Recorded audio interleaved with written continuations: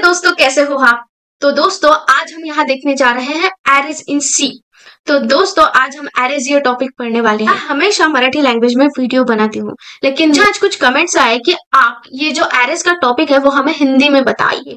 तो इस वजह से मैं आज ये टॉपिक जो है आपको हिंदी में बताने जा रही हूँ। तो दोस्तों आज हम यहाँ पे ये देखने वाले हैं एरेज मतलब क्या, उसके बाद उसका डिक्लेरेशन, उसके बाद उसका सिंटैक्स देखने वाले हैं डिक्लेरेशन का, उसके बाद इनिशियलाइजेशन देखने वाले हैं एरेज का, उसके बाद सिंटैक्स देखने वाले हैं इनिशियलाइजेशन का, बाद में हम लोग एरेज के एडवांटेजेस भी देखने वाले हैं, एरेज के डिसएडवांटेजेस भी देखने वाले हैं, उसके बाद हम लोग एरेज के टाइप ये भी देखने वाले हैं। तो ये सभी टॉपिक आज हम ये एक ही वीडियो में कवर करने वाले हैं।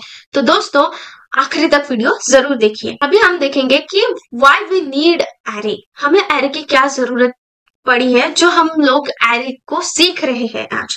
तो दोस्तों क्या होता है कि हमें जब कुछ वैल्यूज स्टोर करना होता है तो हम वो किस तरीके से करते हैं। तो हम क्या करते हैं, एक वेरिएबल लेते हैं। अभी वेरिएबल कैसे डिक्लेयर करते हैं ये आप सबको तो पता ही होगा, आप सभी फैमिलियर होंगे आई थॉट सी लैंग्वेज से। तो आपको वेरिएबल कैसे डिक्लेयर करते हैं ये तो पता ही होगा। तो इंटीजर ये डेटा टाइप है और फॉर एग्जांपल हम वेरिएबल ले रहे हैं, तो इस प्रकार से हम लोग क्या करते हैं, वेरिएबल को डिक्लेयर करते हैं। ठीक है, अगर मुझे कुछ वैल्यू स्टोर करनी हो तो अभी मुझे यहाँ पे क्या स्टोर करना है, एक नंबर स्टोर करना है जिसकी वैल्यू है 5, a=5। तो इस प्रकार से मैं स्टोर कर लूंगी। ठीक है, अभी क्या है कि जरूरी नहीं है ना कि मुझे लिमिटेड ही वेरिएबल्स चाहिए होंगे मेरे प्रोग्राम में। कभी कभी हो सकता है कि अगर बहुत बड़ा प्रोजेक्ट है या बहुत बड़ा प्रोग्राम मुझे लिखना है तो हो सकता है 10 या 20 वेरिएबल्स की भी जरूरत पड़े या उससे ज्यादा भी वेरिएबल्स की जरूरत पड़े।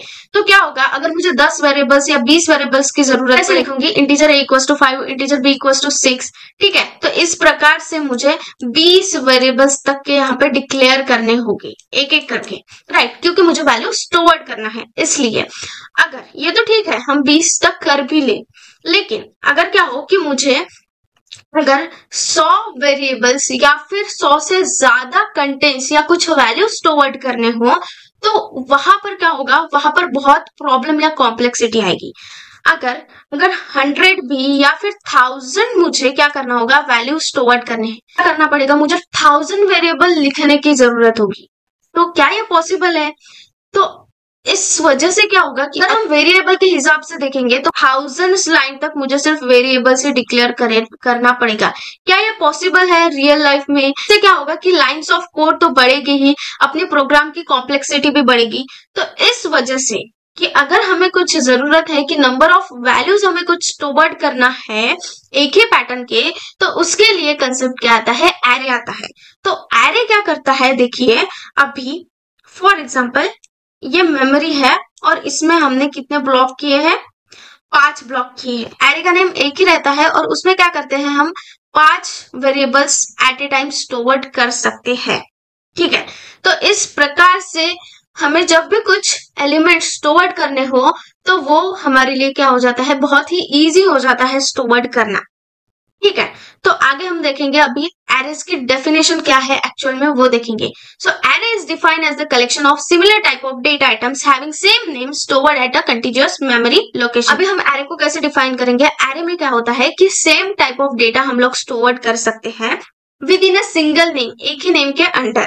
उसके बाद उनकी मेमोरी लोकेशन कैसी होती है, तो एक के बाद एक एलिमेंट्स हम लोग स्टोर कर सकते हैं, मतलब कंटिन्यूअसली स्टोर करना है हम लोगों को मेमोरी में एलिमेंट्स को, राइट। कंटिन्यूअस मेमोरी एलोकेशन अभी हम यहाँ पे समझ लेंगे। ये एरे है तो इसका नेम एक ही है, ए नेम से हमने एरे डिक्लेयर किया है और उसकी मेमोरी लोकेशन कैसी होनी चाहिए, 101, 102, right, 103, depending on data type.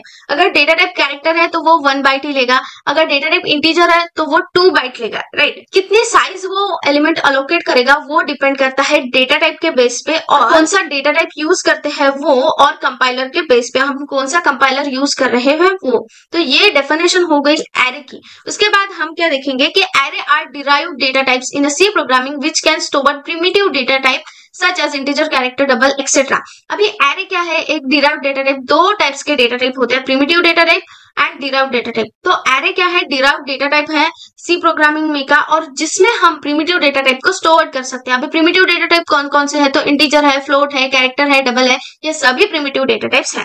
तो it is also known as a subscripted variable. अभी इसको सबस्क्रिप्टेड वेरिएबल क्यों कहा जाता है? तो देखिए हम लोग यहाँ पे जो भी एलिमेंट है उसको हम लोग कैसे एक्सेस कर सकते हैं?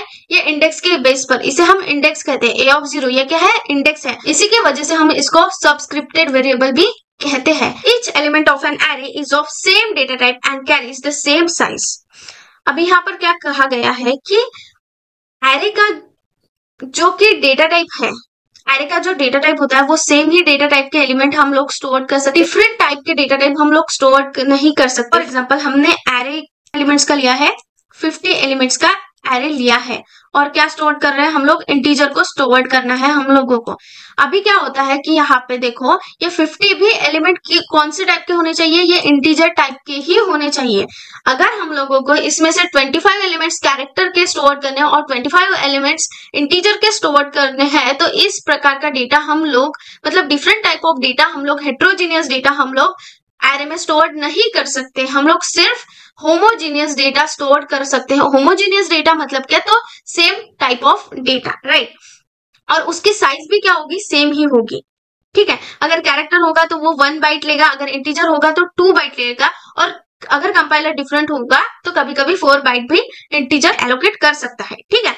उसके बाद है elements of an array can be randomly access. अभी क्या होता है कि ये एलिमेंट्स है एरे के 1 2 3 4, ठीक है, ये एलिमेंट्स है। अभी मुझे थर्ड नंबर का एलिमेंट एक्सेस करना है, तो ऐसा जरूरी नहीं है कि मुझे पहले नंबर के एलिमेंट को ट्रैवल्स करना पड़ेगा, फिर दूसरे नंबर के एलिमेंट के पास जाना पड़ेगा, फिर मैं तीसरे नंबर के एलिमेंट को एक्सेस कर सकूंगी। ऐसा नहीं है।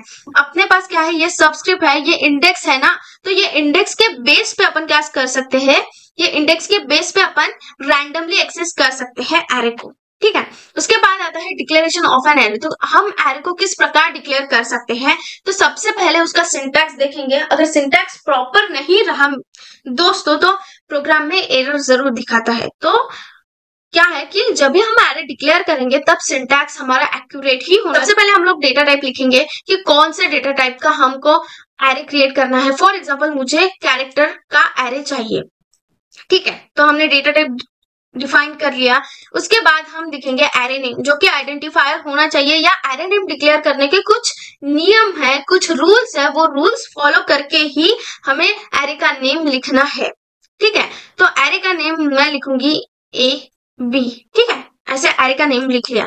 उसके बाद है साइज ऑफ एन एरे। तो ये क्या डिसाइड करता है साइज ऑफ एन एरे? कि कितने नंबर ऑफ एलिमेंट हम लोगों को यहाँ पे स्टोर करने हैं, वो यहाँ पे डिसाइड किया जा सकता है ये डिक्लेयर करके, ठीक है। उसके बाद है सेमीकोलन। ये सेमीकोलन बहुत जरूरी है देना है। सेमीकोलन क्या दर्शाता है?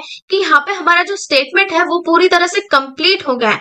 एक वाक्य जब हम लिखते हैं, जब वो खत्म होता है तब हम क्या देते हैं? फुल स्टॉप, पूर्ण विराम देते हैं। उसी प्रकार से ये सेमीकोलन क्या दर्शाता है? कि यहाँ पे हमारा जो स्टेटमेंट है वो स्टेटमेंट पूरी तरह से कंप्लीट हो चुका है, ठीक है। उसके बाद है इनिशियलाइजेशन। अभी डिक्लेयर तो कर लिया है, डिक्लेयर कर लिया मतलब क्या? हमने मेमोरी में उसकी क्या बना ली? जगह बना ली है, डिक्लेयर कर लिया है। लेकिन उसमें अभी तक हमने एलिमेंट्स नहीं दिए हैं, तो हमें उसको इनिशियलाइज भी करना पड़ेगा।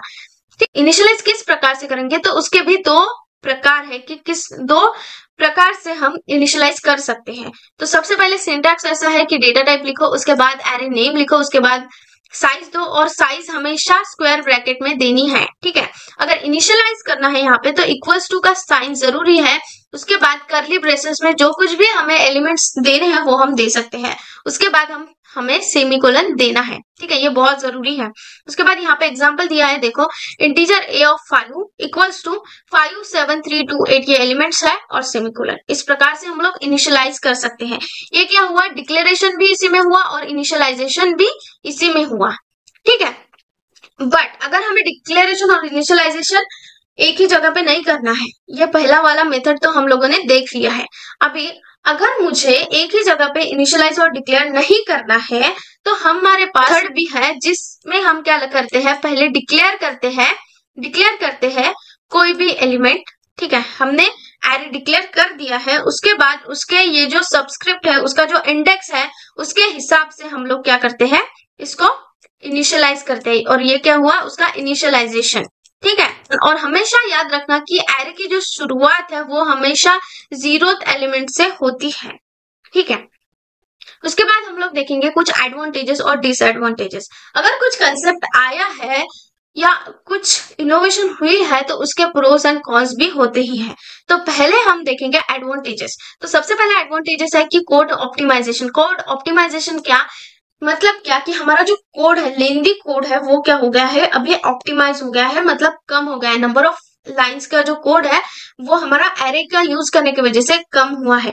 क्यों कम हुआ है और कैसे कम हुआ है वो हमने देखा है शुरुआत में ही।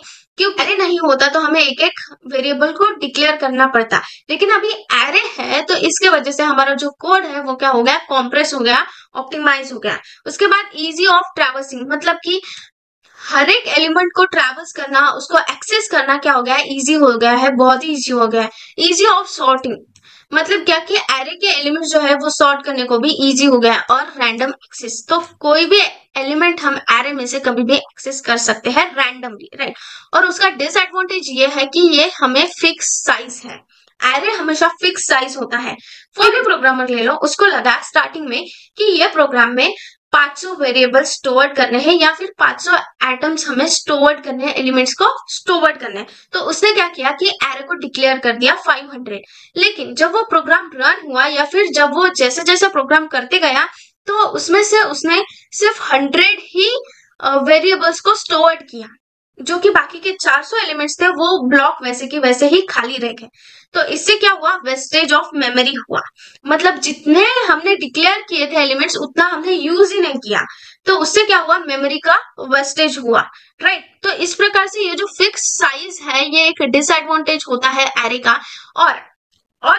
और एक एग्जांपल ऐसा लेंगे कि फॉर एग्जांपल मैंने इंटीजर सिर्फ 5 ही एलिमेंट का डिक्लेयर किया, इंटीजर a of 5 ही मैंने डिक्लेयर किया और मुझे जरूरत पड़ी 10 एलिमेंट स्टोर करने की। तो इस वजह से क्या हुआ कि मेरे जो 5 और एक्स्ट्रा के एलिमेंट्स थे वो स्टोर्ड ही नहीं हो पाए, राइट। अगर हम एरे के बाउंड्री के ऊपर स्टोर करना चाहेंगे एलिमेंट तो वो होगे नहीं, हमें एरर दिखाएगा। एरे आउट ऑफ बाउंड, ये एरर हमें दिखाया जाएगा जबकि हम हमारे एरे के बाउंड्री के ऊपर जाकर एलिमेंट को स्टोर करना चाहेंगे तब। तो ये दोनों क्या हुए, डिसएडवांटेजेस हुए एरे के। तो इस प्रकार से एरे के कुछ डिसएडवांटेजेस भी है और एरे के एडवांटेजेस भी है। तो उसके बाद देखेंगे हम लोग two types of an array. तो there are 2 types of array, single dimensional array और multi dimensional array. Single dimensional array वो था जो अभी हमने देखा, उसको हम एरे भी कह सकते हैं। और मल्टी डायमेंशनल एरे कैसा होता है कि फॉर एग्जांपल मैंने यहाँ पे इंटीजर लिया a of 5 और a of 2, ये हुआ 2 डायमेंशनल एरे। तो इस प्रकार से भी हम क्या कर सकते हैं, एरे को डिक्लेयर कर सकते हैं। तो अगर आपको सिंगल डायमेंशनल एरे क्या होता है और मल्टी डायमेंशनल एरे क्या होता है, इन टॉपिक पर भी आपको हिंदी में लेक्चर्स चाहिए होंगे सेपरेट, तो जरूर मुझे कमेंट करके बताइए। अगर आपको ये वीडियो थोड़ा सा भी यूजफुल लगा हो, क्योंकि मेरी लैंग्वेज एक्चुअली मराठी है, मुझे इतना हिंदी नहीं आता, फिर भी मैंने ट्राई किया, मुझे कमेंट्स आए थे इसलिए। तो thank you so much for your support friends. अगर कुछ क्वेरीज हो तो जरूर मुझे कमेंट करके बताइए। और अगर आपको लगता है कि और भी कुछ टॉपिक पे हिंदी में वीडियो बननी चाहिए तो वो भी मुझे जरूर बताइएगा। और ये आज का वीडियो जो है वो कैसा लगा वो जरूर कमेंट करके बताइए, क्योंकि आज मैंने कुछ नया ट्राई किया है, राइट। तो दोस्तों वीडियो को लाइक जरूर करिए, अगर आपको अच्छा लगा है तो अपने दोस्तों के साथ शेयर जरूर करिए और कमेंट जरूर करिएगा मुझे। और अगर अभी तक आपने चैनल को सब्सक्राइब नहीं किया है तो जरूर करिए दोस्तों। Thank you so much for your support, keep supporting.